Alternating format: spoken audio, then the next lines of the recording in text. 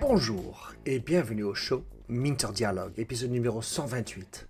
Je suis Minter Dial, votre compère et hôte pour ce podcast. Fier membre du réseau Evergreen Podcasts. Pour plus d'informations et pour explorer les autres podcasts sur ce réseau sélectif, allez visiter leur site evergreenpodcast.com.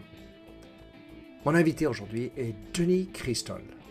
Denis est directeur innovation et développement de l'APM, Association Progrès du Management. Il est membre fondateur chez Cercle APE, Apprendre Ensemble, et a écrit plus d'une vingtaine d'œuvres. Dans cet entretien, nous discutons de l'association et du succès de l'APM, les nouvelles méthodes d'apprentissage, les nouvelles exigences pour les départements de LFT en entreprise, le leadership et comment le leader de demain doit évoluer.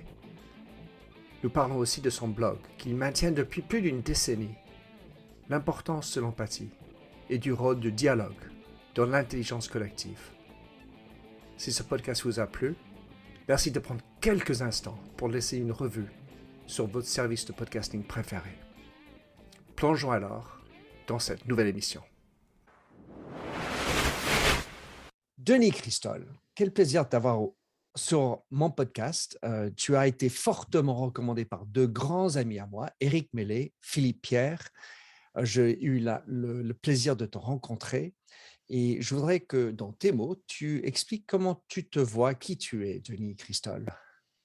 Écoute, là, je viens d'avoir 55 ans, donc je suis un homme en transition, à la moitié de ma vie, hein, probablement. Donc ça, c'est mine de rien, ça compte. Et après cet enfermement de Covid, ça compte doublement, c'est-à-dire que tu réfléchis au sens de ta vie plus fort. Et puis également en transition géographique, hein. Je vis entre Paris, grande ville, beaucoup d'agitation, beaucoup de colère, d'énergie, de plaisir, enfin la ville lumière, dit-on. Ou une des villes lumières. Et puis, je vis pour l'autre moitié de mon temps à Bédarieux. C'est un petit village en Occitanie, perdu dans les collines. Et là, la transition, c'est de me rapprocher de mes racines, puisque je suis originaire de cette région, et de sentir, de comprendre un autre monde, un monde rural, proche de la terre. Je découvre toute l'importance de l'eau, toute l'importance du sol, et ça te réancre dans des valeurs. Je suis retourné dans cette région parce que j'ai perdu ma maman pendant le Covid, et du coup je me rapproche de mon papa qui a 90 ans, qui est seul, qui est vaillant, qui conduit sa voiture, qui chardine, qui est en bonne santé. Donc voilà, voilà où j'en suis de ma vie. Et puis je suis heureux d'être de père de deux enfants qui sont en parfaite santé, qui s'éclatent, d'avoir une compagne qui cherche son chemin dans des éléments de transition aussi, tu vois. Et je travaille actuellement à l'association Progrès du Management, qui est une association extraordinaire, c'est-à-dire qu'elle fédère 8600 dirigeants dans tout le monde francophone, hein, sur 37 pays, et elle imagine des apprentissages entre pairs, elle imagine des clubs où des dirigeants curieux, capables de se reposer des questions sur eux, rencontrent des experts qui essayent de donner le meilleur, et on vise en permanence l'excellence de la rencontre. C'est chouette, beaucoup de dialogues fructueux. Donc je suis peut-être au sommet du plaisir de ma vie, et c'est chouette. C'est génial, un épanouissement qui ça s'entend. Je voudrais commencer par parler de ton blog que tu as fait depuis 2009, d'après ce que j'ai lu. Tu as une sacrée ténacité. Tu es certainement parmi les plus avancés qui ont commencé à faire du blogging en France. Enfin, évidemment, il y en avait avant, mais quand même, et tu le tiens depuis 2009. Je voulais voir à quoi est due ta ténacité de garder ton blog en vie. Écoute, ça correspond à un moment où j'ai commencé à réfléchir sur la formation des adultes, hein. Je travaillais à ce moment-là dans une école d'ingénieurs qui s'appelle le CESI, et je développais des formations pour des cadres qui prenaient des responsabilités. Et je m'apercevais que ce que je développais en formation avec une équipe, hein, c'est pas là où les cadres apprenaient le plus leur métier. Ils l'apprenaient en friction avec leur équipe, avec le contexte, avec leur quotidien. Donc j'ai eu envie de faire une thèse, et je me suis mis à faire une thèse. Et pour me motiver à écrire, je me suis dit, une thèse, c'est 300 pages. En France, il faut que ce soit gros, hein. Donc, il était important pour moi de me rôder à l'écriture. Donc, je me suis dit, je vais l'ouvrir ce blog et je vais commencer par faire des petites bouchées. Je vais manger l'éléphant à la petite bouchée plutôt que de. Donc, j'ai pris l'habitude depuis cette époque, de dormir peu, puisque je faisais ma thèse en même temps que je bossais, donc c'était dur, et donc de me lever tôt, d'écrire un peu tous les matins. Et du coup, je faisais des billets de blog et ça alimentait aussi ma capacité d'écriture. Je n'étais pas très très fort jusqu'à là, j'avais pas fait des études super brillantes. Et ça alimentait ma. Enfin, j'ai fait un master, mais c'est euh, par rapport à un doctorat, c'est bon, peu importe. Bref, je m'habituais à écrire, je m'habituais à écrire.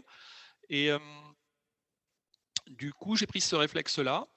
Euh, et je me suis aperçu qu'avec le retour de lecteurs, ça me donnait des idées nouvelles, des angles nouveaux. Et j'ai conservé cette dynamique. Et du coup, ça fait quoi? Oui, tu as raison, 2009, 2022, ça fait quelques années. En plus de 10 ans, j'ai écrit des milliers de billets de blog. Et ça m'a conduit, quand j'ai synthétisé ces billets de blog, à écrire 23 bouquins. Donc, en fait, c'est une discipline, quoi, l'écriture, hein. Au départ, tu n'es pas bon, tu avances doucement, et puis progressivement, ça devient de plus en plus facile, organisé, et puis progressivement, tu sais ce qui peut, ou tu as une meilleure idée de ce qui peut intéresser les lecteurs par l'échange du blog.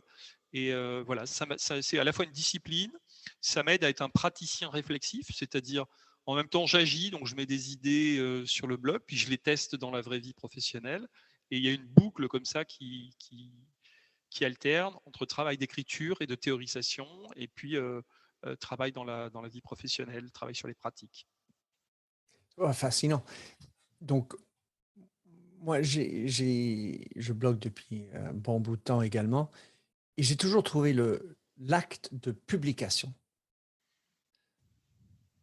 très puissant. Car en fait, on pourrait écrire dans son cahier calepin, faire un journal, écrire, si tu veux pratiquer ton écriture ailleurs, mais le fait de le publier directement en public, il y avait un côté, ben, il faut y aller. Et je ne sais pas toi, mais moi, ça m'a permis d'accepter l'imperfection davantage.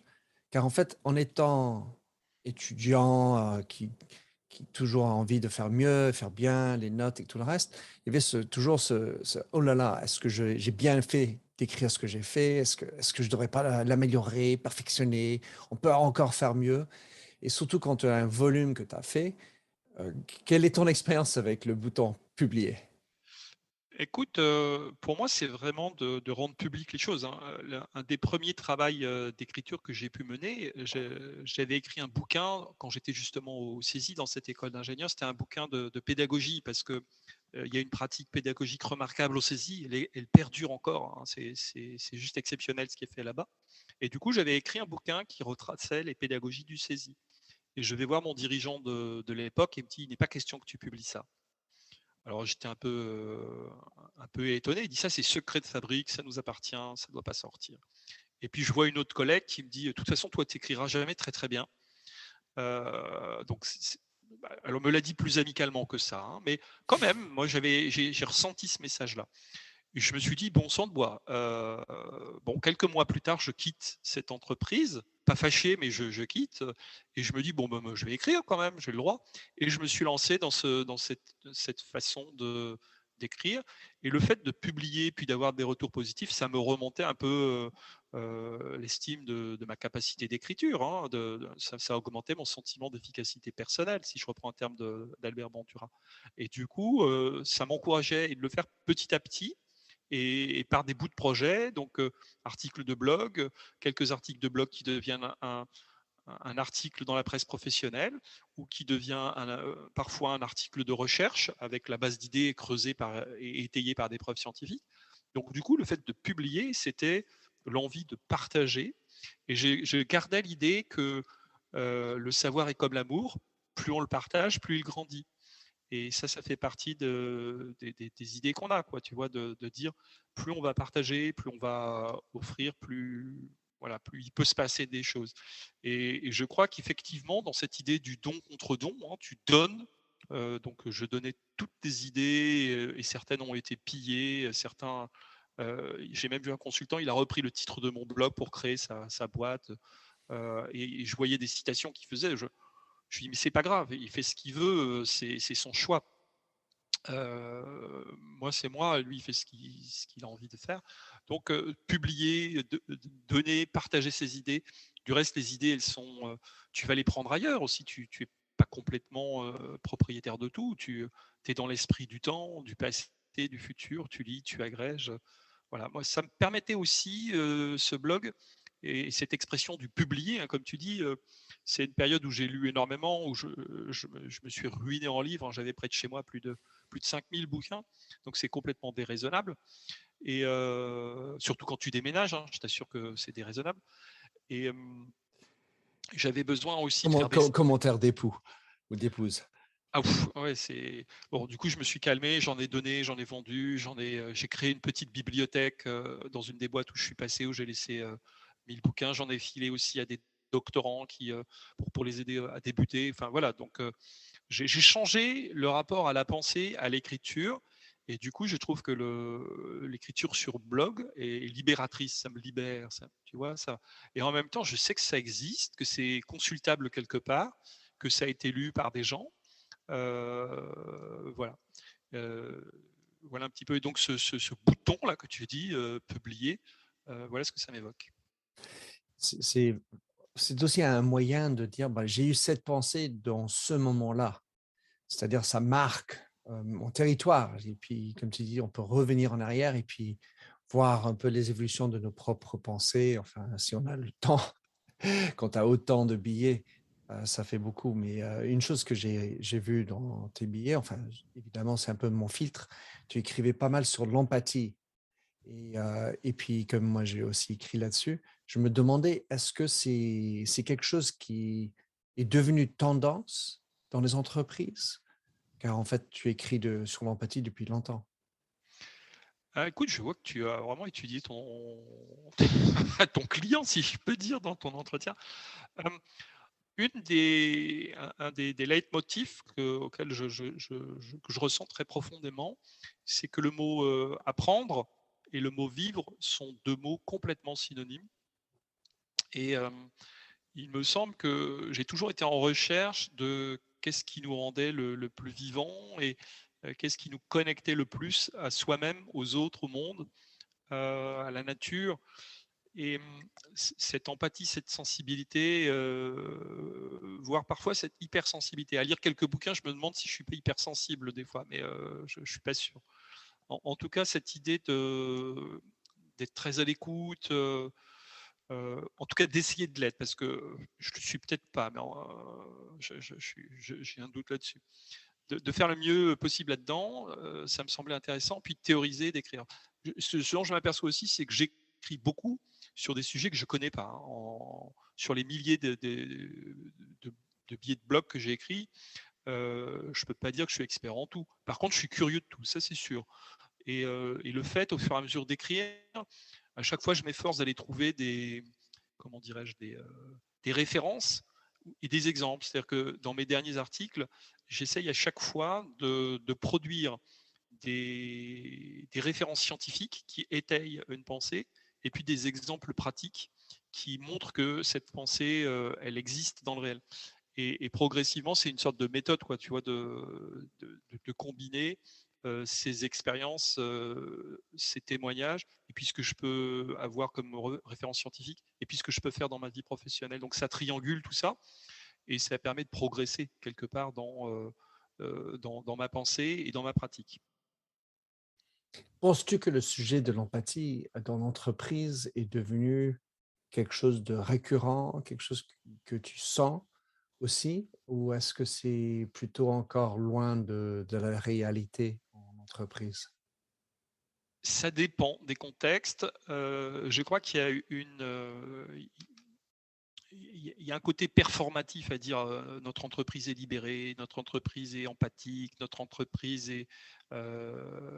vise le bonheur. Donc, tu as une volonté d'eux.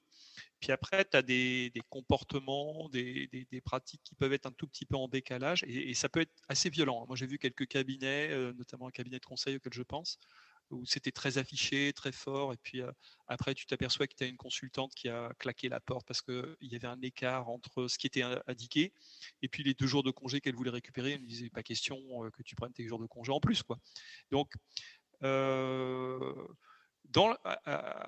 l'APM, Association Progrès du Management, on affiche des valeurs de confiance, d'humilité et de respect. Et moi, j'aime beaucoup ces valeurs. Après, ce qu'on se dit, c'est qu'on essaye de les vivre. Il ne faut pas que ce soit une injonction. Donc, toute injonction, elle peut être perturbante. Donc, l'injonction à l'empathie, comme l'injonction au bonheur, comme l'injonction aux 3 valeurs que je t'ai indiquées, c'est un piège. Essayer de l'avoir en boussole et de tendre vers ça, c'est déjà pas mal. Et puis avoir des espaces pour en parler, c'est déjà pas mal. Donc oui, l'empathie, c'est devenu quelque chose d'assez fort.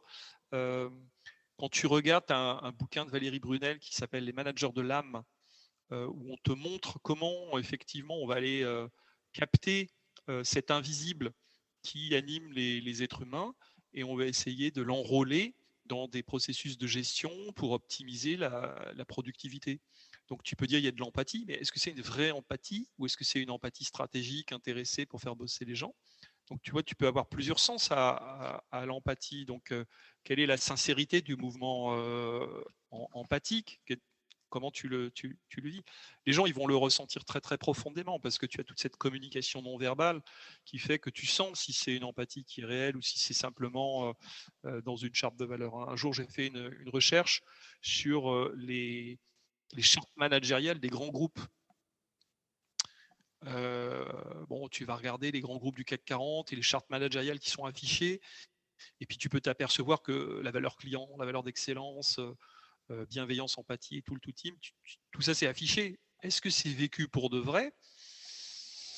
Faut demander aux collaborateurs. Je suis pas sûr que ce soit toujours le cas. C'est certain.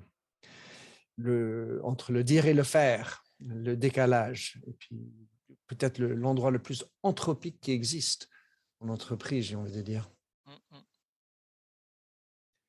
Tu as beaucoup écrit et tu enseignes beaucoup sur l'apprentissage, les nouvelles méthodes d'apprentissage et de co-design. Alors, je voulais savoir, car en fait, venant déjà de l'école, le système écolier en France, jusqu'à l'entreprise, parce que tu es plutôt sur l'andragogie, mais quelles sont les nouvelles méthodes aujourd'hui? Quelles sont les nouvelles exigences dans l'apprentissage? Alors, j'écris sur plusieurs thèmes, donc l'apprentissage et aussi l'apprenance, que je distingue. L'apprenance, c'est le désir d'apprendre, c'est une posture favorable à l'apprendre. Donc ça tient lieu du désir et plutôt du monde des appétences. L'apprentissage renvoie plutôt à des processus qui peuvent être comportementaux, cognitifs, travail sur le cerveau ou sur des méthodes. Donc les 2 thèmes m'intéressent assez fortement, mais je les distingue bien. Et les nouveautés que je peux voir, quand tu regardes les nouveautés, il n'y en a pas tant que ça. C'est-à-dire que même si tu mets du numérique et tu dis ça y est, c'est nouveau, et tu as de l'intelligence artificielle, des métaverses, de la réalité virtuelle, de la réalité augmentée, des robots de téléprésence, des drones, tu vois, j'ai vu des exemples où dans des cours de gymnastique, pour faire courir les gamins, on leur met un drone et on leur dit courez après le drone. Alors ça les amuse beaucoup et du coup ils se mettent à courir alors qu'avant c'était pas drôle de faire de l'athlétisme. Donc tu peux trouver des tas de choses du subterfuge technologique pour dire voilà, on a de l'innovation ou des plateformes ou des MOOC. Voilà, tu as plein de choses. Pour moi, la véritable innovation, elle est relative au sens de la formation. C'est de l'innovation axiologique. L'innovation organisationnelle, l'innovation sociale, l'innovation technologique, on les observe assez facilement. Donc là, je t'ai parlé beaucoup du technologique. Dans l'innovation sociale, tu as tous les mouvements autour des communautés de pratique, des groupes d'intérêt, des communautés d'apprentissage, des groupes de co-développement, des pratiques de co-design. C'est le monde du co. Et tu observeras, et ça m'amuse beaucoup, que le monde du co se développe dans la partie occidentale à la chute du mur de Berlin. Tu vois, dans les années 90, ça explose, et c'est là où tu as beaucoup de textes qui commencent à arriver. Ça existait avant, bien sûr, notamment dans les pays scandinaves où tu as beaucoup de design participatif et de co-design qui existait même avant le design américain très marketing. Mais dans ce monde social, tu as énormément d'innovation. Et puis, tu as l'innovation organisationnelle avec des façons d'apprendre, des formations en situation de travail, de l'apprentissage organisationnel. On repère mieux des comportements organisationnels. On parle d'organisation apprenante, d'équipe apprenante. On a même parlé de lycée apprenant. C'est drôle parce que ça voudrait dire qu'il y ait des lycées non apprenants, de vacances apprenantes. J'ai même vu des poubelles apprenantes. Donc, en fait, qui t'apprennent à mieux trier tes déchets. Voilà ce que ça veut dire. Donc, toute cette logique-là qui est attributive, c'est-à-dire qu'on met un adjectif, un participe présent à une activité, à un mot, et on dit tout d'un coup que ça devient apprenant. On peut aussi dire que c'est une forme d'innovation. Pour moi, la rupture la plus forte, que je perçois, c'est de l'innovation axiologique, le sens de la formation. Très longtemps, la formation, en France en tout cas, est basée sur des piliers d'après-guerre, un syndicalisme fort, plus de 25% de syndiqués, une envie de reconstruire le pays après-guerre, donc beaucoup d'apprentissage à partir de projets de reconstruction, et puis une croissance économique. Ça, c'était les piliers traditionnels, et donc tu apprenais pour faire carrière, pour t'élever dans la société, pour devenir une personne respectée par ton travail, parce que tu avais peu de cadres, peu d'emplois qualifiés à cette époque. Et petit à petit, la qualification se développe, le niveau de conscience augmente, le niveau 80% d'une classe d'âge au bac, qui était un slogan, se transforme en 60% d'une classe d'âge à l'université. Et du coup, pourquoi on apprend ? Et ce que je perçois, les signaux faibles que je perçois, c'est que tu es peut-être plus simplement amené à apprendre pour toi, mais peut-être que demain, tu vas apprendre pour ta communauté ou pour ton territoire. Tu vois, c'est un petit décalage. Et peut-être que tu vas le faire avec d'autres, parce qu'on a des enjeux climatiques, sociétaux, qui sont complètement énormes, et on a besoin de recoller la société. Tu as vu les dernières élections en France, ces 3 morceaux.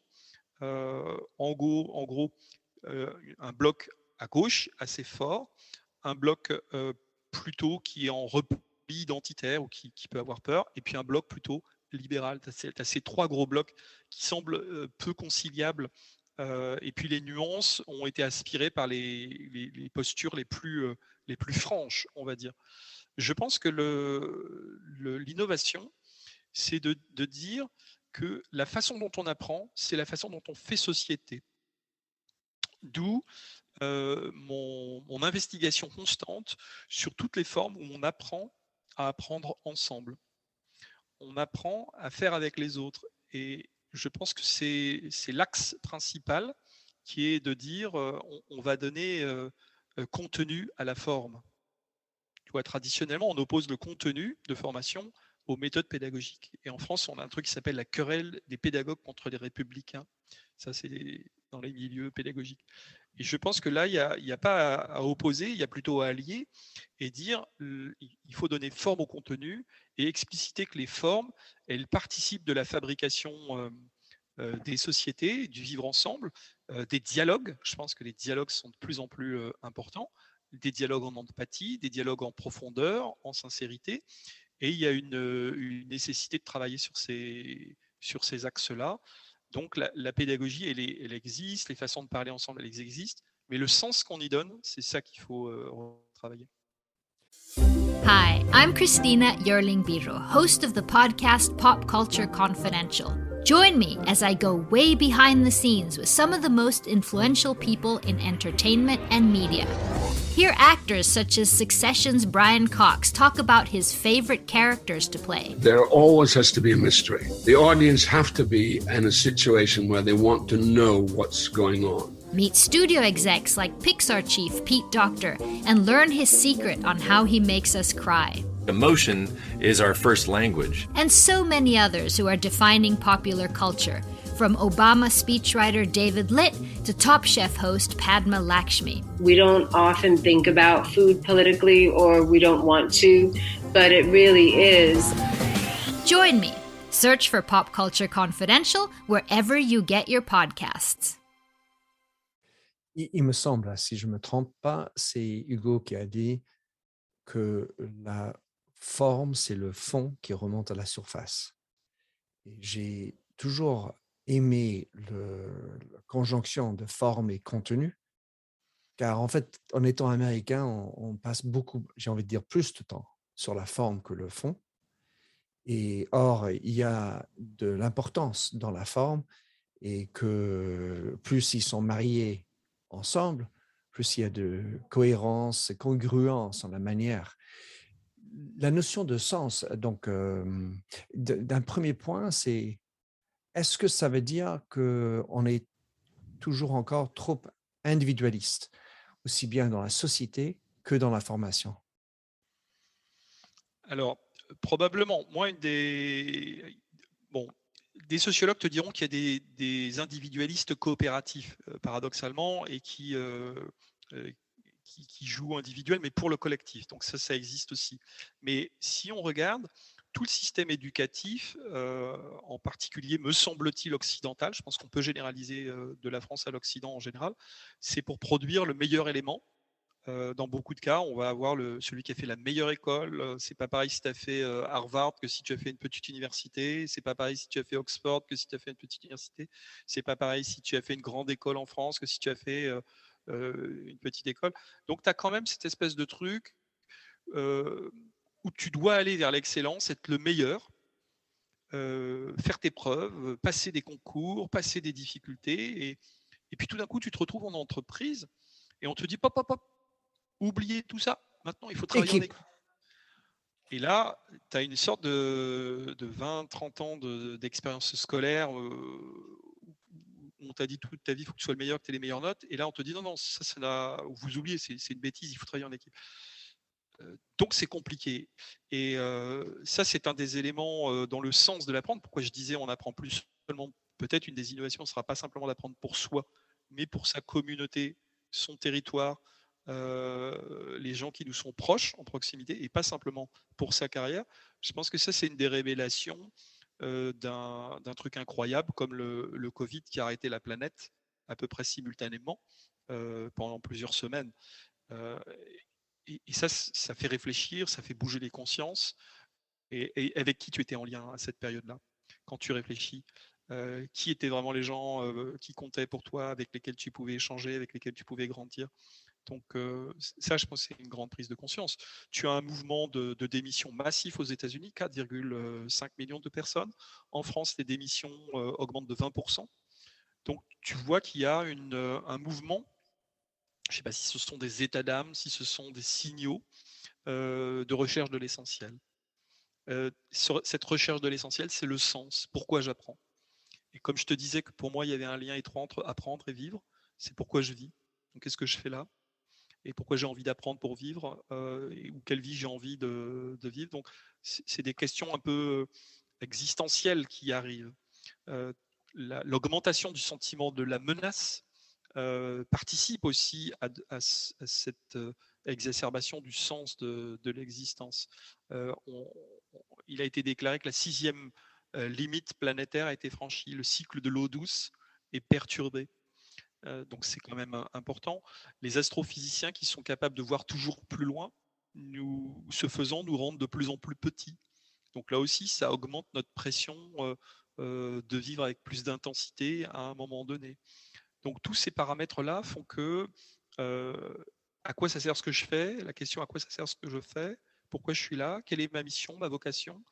S'introduisent dans les questions d'apprentissage et se mêlent assez fortement dans les questions d'appétence. C'est pour ça que probablement on glisse d'une société où l'apprentissage et ses processus étaient centraux pour s'élever dans sa carrière à une société où l'apprenance est probablement l'apprenance collective. Donc comment on mêle son désir d'apprendre à celui des autres, ses voisins, les gens sur son territoire, devient un paramètre plus important.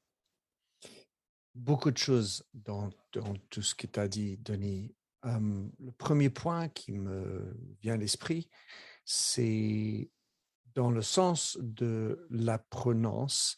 Il y a aussi le sens de la curiosité. Et il faut avoir la curiosité dans l'envie d'apprendre.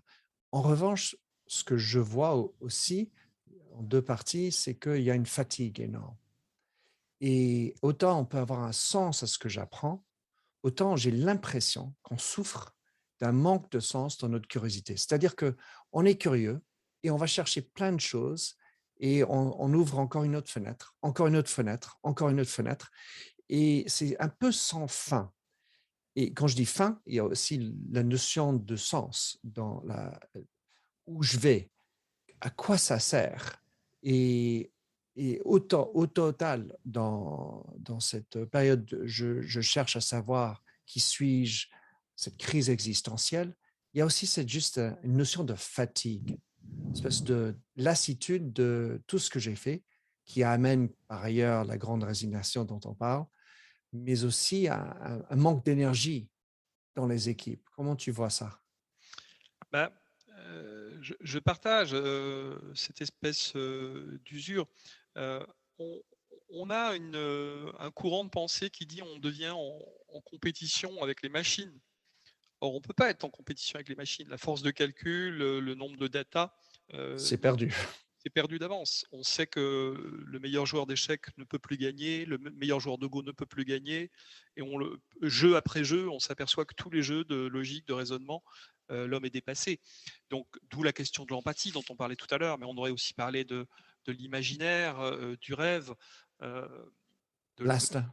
l'instinct, de l'intuition. Explorons dans l'être humain tout ce qui perturbe les machines et qui est plus nous que nous, quoi. Enfin, c'est cette part intrinsèque, cette part irremplaçable. Donc moi, c'est ce qui m'intéresse à creuser.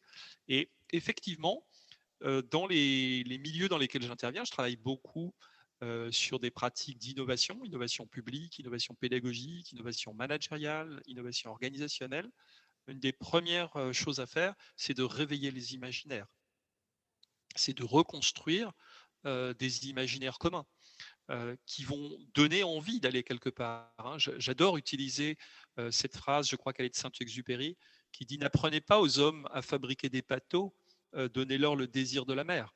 Donc c'est créer des contextes qui donnent aux personnes l'envie de fabriquer elles-mêmes leur embarcation. Et peut-être qu'elles ne fabriqueront pas des bateaux d'ailleurs, peut-être qu'elles fabriqueront des avions ou des montgolfières, on ne sait pas. Mais c'est plutôt essayer de repérer ces énergies qui nous poussent. C'est pour ça que j'aime bien l'idée d'apprenance, parce qu'elle nous amène vers le désir. Et réveiller le désir dans des équipes qui sont blasées, qui ont compris que plus de profit n'apportait pas forcément plus de bonheur. On s'aperçoit qu'il y a une crise du progrès. C'est-à-dire que ce qu'on nous a vendu depuis très longtemps, qui s'est probablement cristallisé au XVIe siècle avec l'idée de la science qui commençait à apporter des améliorations et puis un meilleur futur. On s'aperçoit plus de productivité. Plus de productivité, une espèce de prophétie autoréalisatrice du progrès qui allait nous amener de mieux en mieux. On s'aperçoit que c'est moins clair que ça et que certes, le progrès apporte des éléments de bonification de phase de notre vie, et puis d'autres éléments qui nous rétrécissent en tant qu'être humain. On n'est pas toujours des humains augmentés grâce au progrès. Hein. On est parfois en manque de profondeur. D'où peut-être cette nouvelle envie de quête de sens et un peu comme tu as dit tout à l'heure, de retrouver la terre et être dans la colline et être dans la nature et comme tu as dit aussi, de se percevoir comment je suis tout petit dans cet univers. Je suis vraiment un rien de rien par rapport à l'univers au total. Et au lieu de se dire il va faire un plus 3 ou un 6%, je ne sais pas quoi, sur la productivité, ça rime à quoi notre vie? C'est des questions que se posent beaucoup de gens. Et pas que les jeunes, hein. Souvent on dit à la génération Y qui se pose des questions. Pas du tout, tout le monde se pose ces questions. À force de nous demander, oui, on se dit, oh super, c'est une bonne question. Et non seulement on se pose des questions, mais actuellement, moi je travaille à l'APM, 8600 entrepreneurs. Les questions qui se posent, mais c'est comment on recrute pour quel projet auprès des personnes.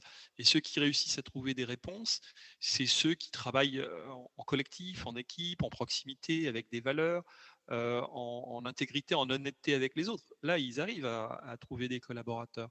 Si tu es simplement dans la relation contractuelle, ça suffit pas. Il te faut intégrer une relation transitionnelle, c'est-à-dire aider à voir quel chemin on fait ensemble, vers quelle direction on va, qu'est-ce que ça nous apporte mutuellement. Donc, on horizontalise un petit peu les relations un petit peu plus, on laisse une place un peu plus grande, ce qui signifie pour les dirigeants probablement travailler sur leur ego, sur leur contribution au monde. Et quand ils arrivent à faire ça, ils arrivent à avoir des équipes qui sont surmotivées derrière. Et pas simplement qui viennent exécuter leurs heures de travail. Donc après, c'est très variable de métier en métier, parce que tous les métiers n'offrent pas les mêmes espaces de dialogue ou n'ont pas les mêmes possibilités. Tous ceux qui ont bénéficié de télétravail ont eu des bulles où ils ont pu réfléchir par devers eux. Ceux qui étaient en contact direct dans des guichets, dans des clientèles sur le terrain, étaient peut-être un petit peu moins pris par ces questions, ou avaient un peu moins de moments pour s'évader et reconsidérer les choses. Mais je pense qu'il se passe beaucoup de choses dans le rapport au savoir, dans le rapport au travail, dans le rapport à l'autre, qui est en pleine déconstruction, reconstruction. Voilà. Et, pour reprendre un mot de Durkheim, on vit ce qu'il appelait lui une anomie. C'est-à-dire tu as un ancien monde qui s'effondre et tu as un nouveau monde qui peine à s'édifier. Ça, c'est l'anomie qu'évoquait le sociologue Durkheim. Je pense que c'est ça qu'on vit. Et chacun trouve son chemin. Alors moi, j'ai fait mon chemin, puis j'ai la chance de pouvoir le faire, parce que ce n'est pas donné à tout le monde non plus. Donc d'aller auprès de mon papa, puis de garder un temps à Paris, parce que c'est là où tu as beaucoup d'activités professionnelles dans mon métier.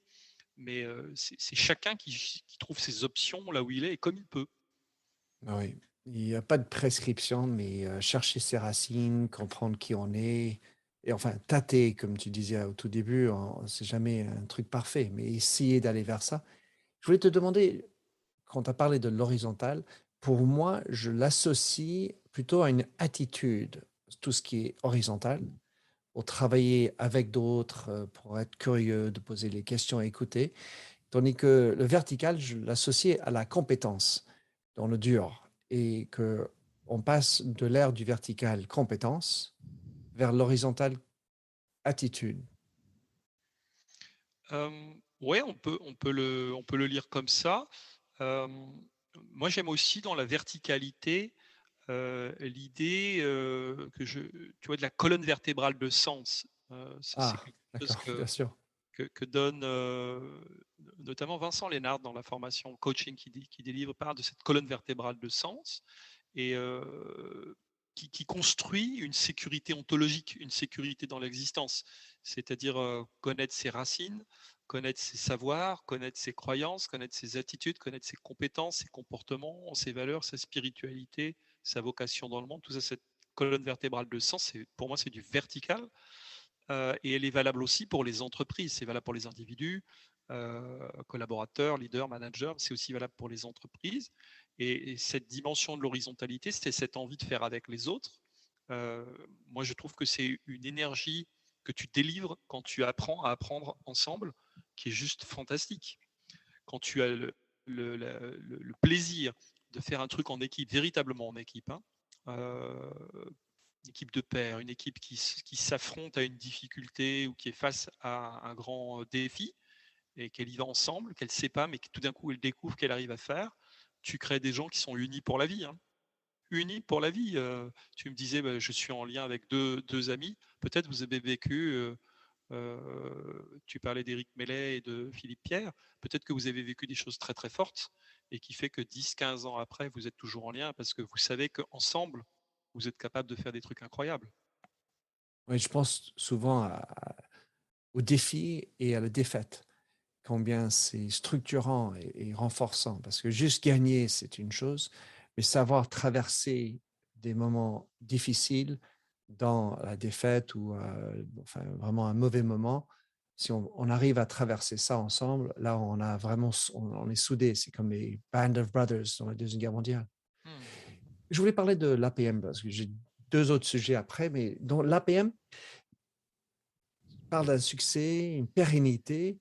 Et je me demandais, est-ce que tu as un insight de pourquoi ça doit exister, ce succès, et quels sont les manques qui le permettent autant à être aussi réussi qu'il n'y a pas dans les entreprises aujourd'hui? Écoute, je pense que le succès déjà est lié au trio de fondateurs qui ont eu l'intuition que les dirigeants pouvaient progresser s'ils se mettaient ensemble et s'ils se mettaient à dialoguer ensemble et partager ensemble. Et c'est vrai que quand tu es dirigeant, tu n'as pas beaucoup de personnes avec qui parler. Ton conjoint, tu peux rapidement le fatiguer. Ton coach, il peut rapidement te ruiner. Donc le parler à d'autres dirigeants, c'est peut-être pas mal parce que tu ne peux pas évoquer certains sujets avec tes collaborateurs, même si tu es en confiance avec eux, c'est pas toujours facile parce que tu dois rendre compte. Tu as une incarnation sociale d'une entité, c'est une posture difficile. Et du coup, cette intuition de dire on va rompre la solitude des dirigeants, faire en sorte qu'ils aient un espace de confiance avec leurs pairs, qu'ils puissent être accompagnés par des experts qui ne sont pas dans une posture de prof d'université, mais plutôt de maïeutique et d'apport d'éléments de contenu et qui aident à animer quelque part une réflexion. Donc l'APM se positionne comme une école de questionnement. Et on a certains adhérents qui sont là depuis 20, 30 ans. Donc c'est juste hallucinant puisque l'APM, c'est tous les mois une rencontre. Donc ces adhérents, depuis 10, 20, 30 ans, ils viennent se rencontrer et échanger. Et donc, ils ont la possibilité de fertiliser l'expérience pratique qu'ils vivent en tant que dirigeants. Ils sont tout le temps à 100 à l'heure dans leur entreprise. Et là, quand ils viennent, ils se posent et ils parlent avec leurs pairs de leurs succès, de leurs échecs, de leurs états d'âme, de choses très personnelles qui ne sortent pas des rencontres, qui leur appartiennent et qui les aident à être plus forts dans leur fragilité d'une certaine façon. Donc, c'est une véritable école d'empathie, pour reprendre un mot qui t'est cher. Et cet espace-là, il existe peu dans les organismes de formation ou les universités. Tu as aussi une logique où les gens se cooptent. Donc, c'est peut-être moins le contenu qui est important, mais le qui, avec qui je discute. Donc ça, c'est très clair.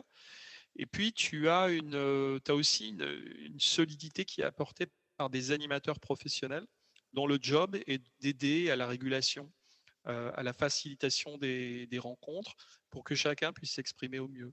Donc tous ces ingrédients-là et une culture et une énergie de développer avec valeur des actions produisent des moments assez extraordinaires. Pendant la crise Covid, on s'attendait à voir des adhérents un petit peu en difficulté, perdant leur business, puisque les hôteliers, tous ceux qui étaient dans l'événementiel, ils auraient pu fermer boutique. Et, il y a eu de la solidarité entre eux, donc ça c'était extraordinaire. Et on a gagné encore des adhérents parce qu'ils voyaient qu'il y avait un réseau qui était en puissance, en aide les uns des autres. Ça s'est senti dans le monde des entrepreneurs. Donc on a eu plus d'entrepreneurs avant qu'après la crise Covid. Denis, dans ma manière d'écouter, je ne peux pas m'échapper à vouloir connecter des mots et 2 sens que tu as exprimés. Le premier, c'était qu'ils se sentent seuls. Et je pense là à la solitude et que dans la société de manière générale, on parle beaucoup de cette solitude alors qu'on est connecté, on n'a jamais été plus déconnecté des uns et des autres. Et la deuxième, c'est cette notion de vulnérabilité, un endroit où je peux partager des vraies intimités, des vrais états d'âme, car pour le reste, je suis censé être authentique, mais je ne peux pas, parce que je ne sens pas que je peux gâcher mon image. Oui, c'est 2 ingrédients très forts que vivent les dirigeants à l'APM. Donc, il y a plein de façons de travailler avec eux là-dessus. On développe très fort le co-développement professionnel, qui est un moment un peu normé dans les clubs où finalement, avec une procédure particulière, les dirigeants s'appuient mutuellement entre pairs avec un ensemble d'étapes auxquelles on prépare les facilitateurs de l'APM pour que ça soit vécu le mieux possible. Et ça fait partie des moments forts des rencontres de club.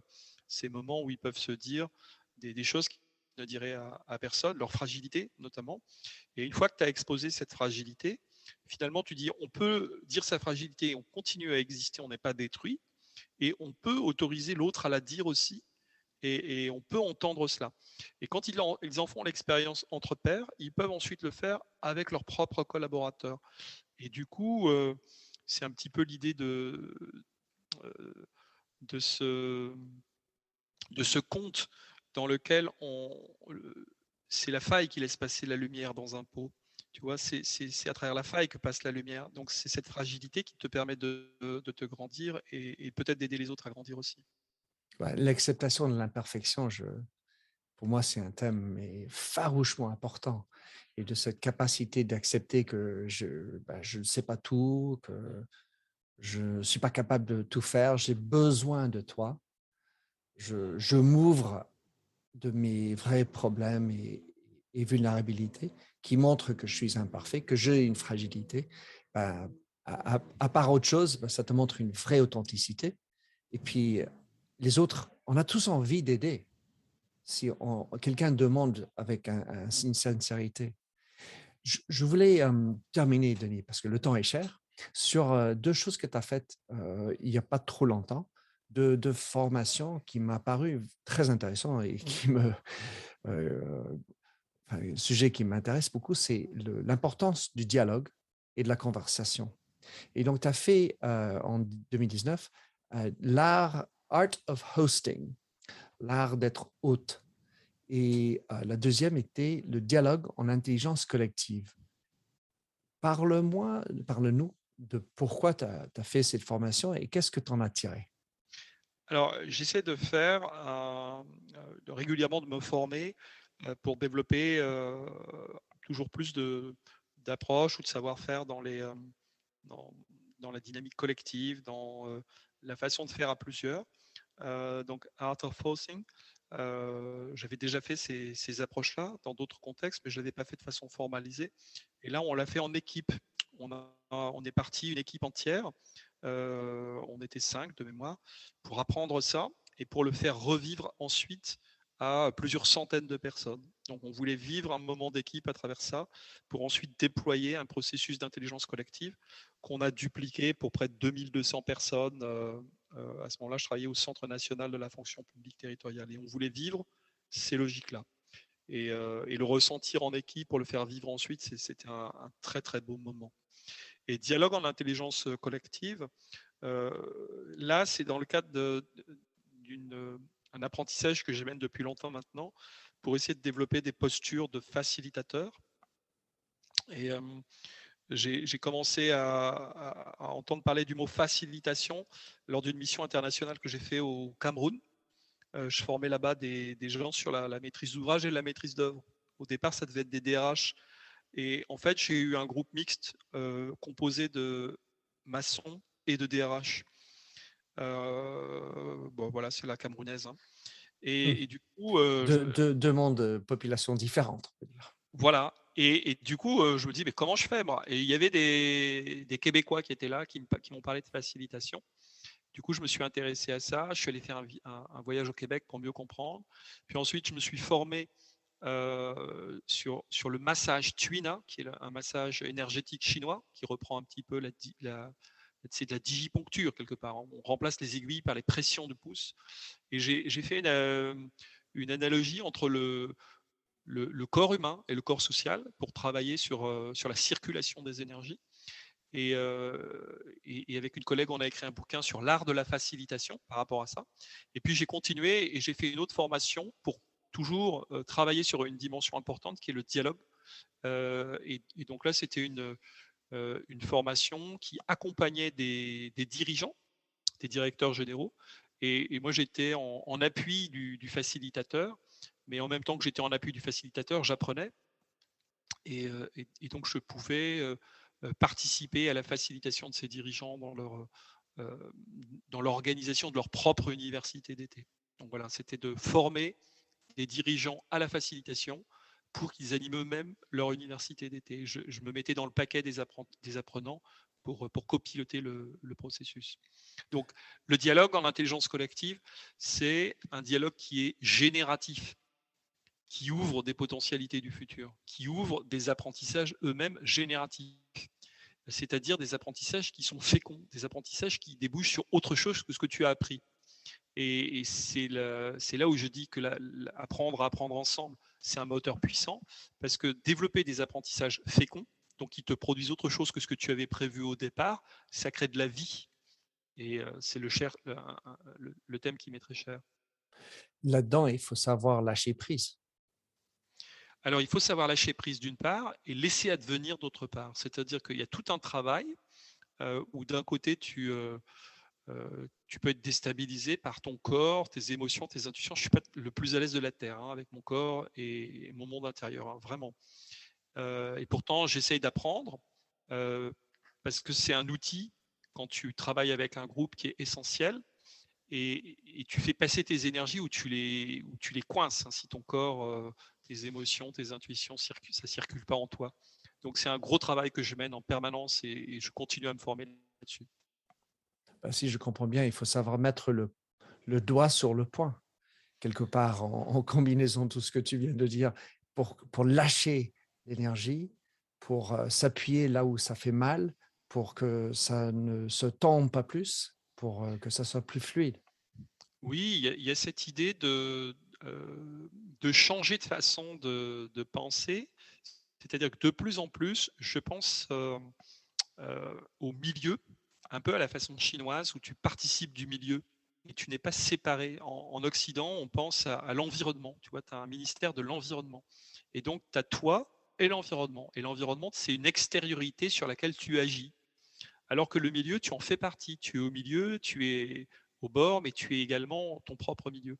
Je pense que cette vision-là, de passer de l'environnement au milieu, elle nous aide à penser autrement la formation et l'apprentissage, qui sont mes cœurs d'intérêt, en disant que je suis partie prenante. Je ne suis pas simplement à côté. Je ne suis pas en train d'agir sur l'autre ou sur mon environnement. Je suis ce milieu-là. Ce qui conduit à organiser des formations avec de la liberté pour apprendre, avec de l'ouverture, avec du plaisir de faire ensemble. C'est toutes ces dimensions que convoque le milieu. Donc ça, c'est un travail de recherche que je mène en profondeur sur cette question pour voir comment créer des dispositifs qui soient des dispositifs autoconstruits et portés par les participants. Donc je cherche plutôt l'autopoïèse que la définition d'un cahier des charges très très précis. Ce qui m'amènerait à penser à un discours que tu as fait sur la différence entre chef et leader. Et j'ai l'impression, si je ne me trompe pas, plutôt cette idée d'être au centre, à l'intérieur, au centre, pas le centre d'attention, mais celui qui est au milieu de tout, au service des autres. C'est un peu le sens du leader que tu l'évoques par rapport à être chef. Alors là, on peut partir pendant des heures parce que c'est un sujet qui me passionne aussi, mais pour moi, il n'y a pas de leader sans suiveur, et le leader, il se met au service de sa communauté. Il se met au service des autres.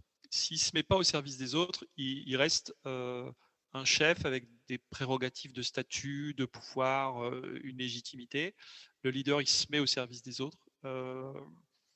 Comment je peux faire avancer le sujet? Qu'est-ce qui peut fonctionner? Donc, il y a un gros travail sur l'ego qui s'arrête jamais. Et son job, pour moi, un leader, c'est faire apparaître d'autres leaders. C'est de faire en sorte qu'on passe, j'aime beaucoup l'expression où je dis on passe de communautés rétributrices, où le meilleur rafle tout, à des communautés restauratrices, où celui qui est à la marge, il est important et on vise tous ensemble le futur. Et donc ça passe par des pratiques où on associe les personnes. Dès qu'une personne arrive dans un groupe, sa parole est importante. C'est pas simplement lui qui doit faire ses preuves, c'est le groupe qui doit faire un effort pour l'accueillir. Et donc c'est des valeurs d'inclusion, c'est des valeurs qui visent le futur et le déploiement des potentiels et des envies de chacun. Donc ça passe par beaucoup de temps à se connaître, à partager, voilà. Et ça m'est très difficile parce que moi j'aime j'aime aller très vite, et du coup je professe ça, mais je le fais pas toujours, donc malheureusement, mais j'y travaille. C'est bien de l'avouer, parce que si on ne sait pas l'avouer, on ne va jamais apprendre. C'est tout l'art d'apprendre. Denis, un grand plaisir de t'avoir. Je sais que le temps est cher. Comment est-ce que quelqu'un pourrait suivre, trouver tes livres, suivre ton blog, te suivre autrement, connecter avec tout ce que tu fais et ou regarder comment s'inscrire à l'APM?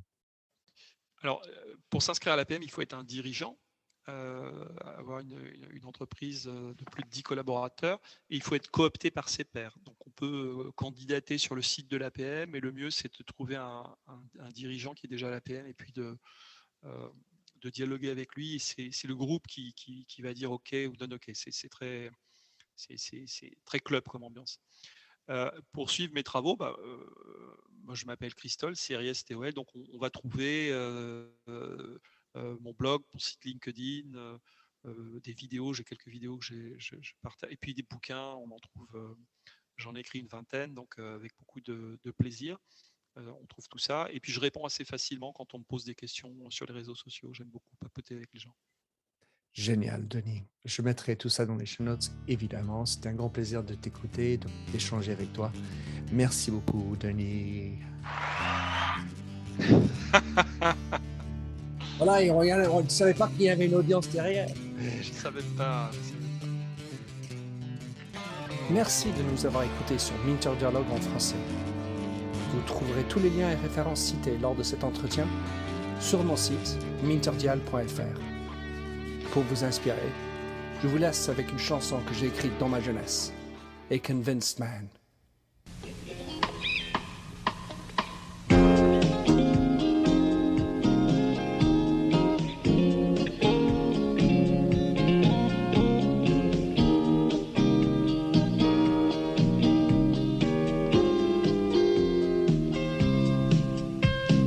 I like the feel of a stranger tucked around me, precipitating the danger to feel free. Trust is the reason, still I won't toe the line. I sit here passively, hope for your respect, anticipating the thrill of your intellect. Maybe I tell myself there's no use in me lying. I'm a convinced man, building an urge. I'm a convinced man, to live and die submerged. A convinced man, in the arms of a woman. I'm a convinced man, challenge my fate. I'm a convinced man, competition's innate. A convinced man, in the arms of a woman. Despise revenges and struggle with deceit. Live for the challenge so life's not incomplete. What's wrong with challenge? I know soon we all die. I like the feel of a stranger tucked around me, precipitating the danger to feel free. Trust in my reason and let me show you why. I'm a convinced man, practicing my lines. I'm a convinced man, here in these confines. A convinced man, in the arms of a woman. I'm a convinced man, admit to the test. I'm a convinced man, I'm ready for an arrest. I'm a convinced man, in the arms of a woman.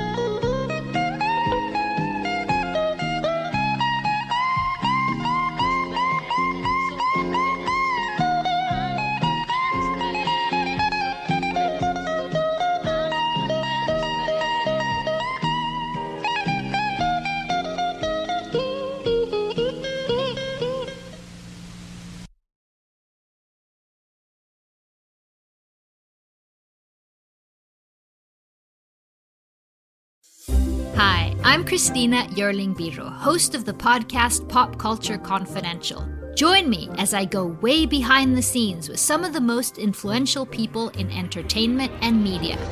Hear actors such as Succession's Brian Cox talk about his favorite characters to play. There always has to be a mystery. The audience have to be in a situation where they want to know what's going on. Meet studio execs like Pixar chief Pete Docter and learn his secret on how he makes us cry. Emotion is our first language. And so many others who are defining popular culture, from Obama speechwriter David Litt to Top Chef host Padma Lakshmi. We don't often think about food politically, or we don't want to, but it really is. Join me. Search for Pop Culture Confidential wherever you get your podcasts.